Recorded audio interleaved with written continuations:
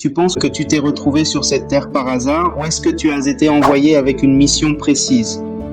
Je t'invite à regarder cette vidéo jusqu'à la fin et tu auras la réponse à cette question.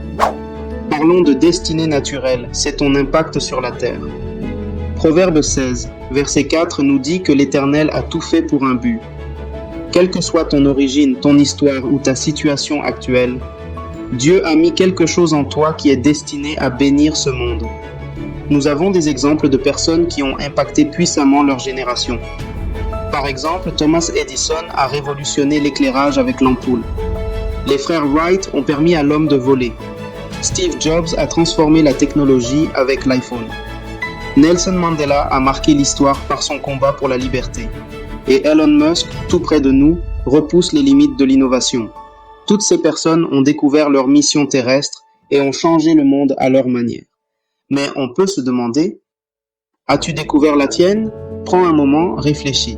Quelles sont tes passions, tes talents? Et dis-toi que ce n'est pas un hasard. Ce sont des indices du plan que Dieu a pour toi. C'est quoi la destinée spirituelle? Il s'agit de l'impact au-delà de la terre. Dieu n'a pas seulement conçu un plan pour ta vie sur terre, il y a plus. Il a conçu aussi un plan pour l'éternité. Et nous allons penser et parler d'Abraham qui en est un exemple parfait. Quand Dieu parle à Abraham, il lui donne une double promesse. Il lui promet que sa descendance sera comme le sable de la mer, ce qui est un impact terrestre. Et puis, il lui dit aussi que sa descendance sera comme les étoiles du ciel. Ça, c'est l'impact éternel. Le sable de la mer représente ce que nous construisons sur terre. Ça peut être une carrière, ça peut être le succès, la richesse. Les étoiles du ciel représentent ce que nous investissons pour l'éternité.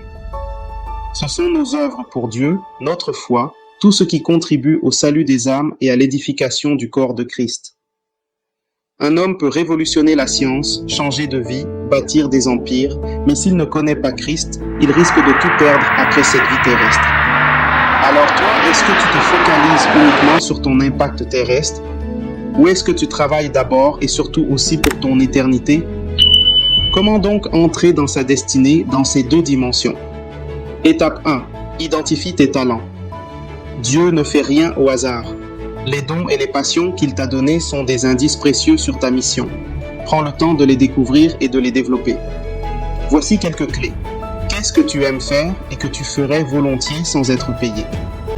Alors, mets-le au service des autres. Qu'est-ce que les autres apprécient chez toi? Alors, développe-le, entraîne-toi.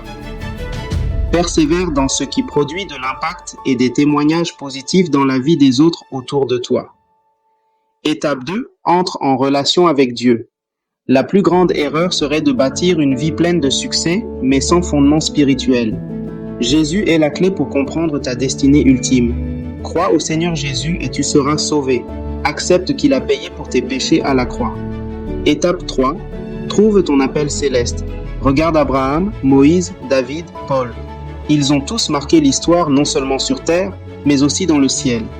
Qu'as-tu fait qui restera après toi? Non seulement ici-bas, mais aussi dans l'éternité. Cherche le royaume de Dieu et sa justice. Développe par la prière et la méditation de la parole une intimité avec Dieu. Retire-toi du mal. Si tu fais ces choses, Dieu te guidera pas à pas vers ton appel. Déploie ton talent, impacte le monde, mais surtout, assure-toi d'être sauvé et d'aligner ta vie avec le plan de Dieu. Aujourd'hui, ne sois pas un simple touriste sur la terre. Ne te permets pas d'avoir juste traversé la terre sans laisser de traces. Dieu t'a envoyé pour une mission, il est temps de la découvrir et de l'accomplir. Si tu as aimé, like, commente et partage.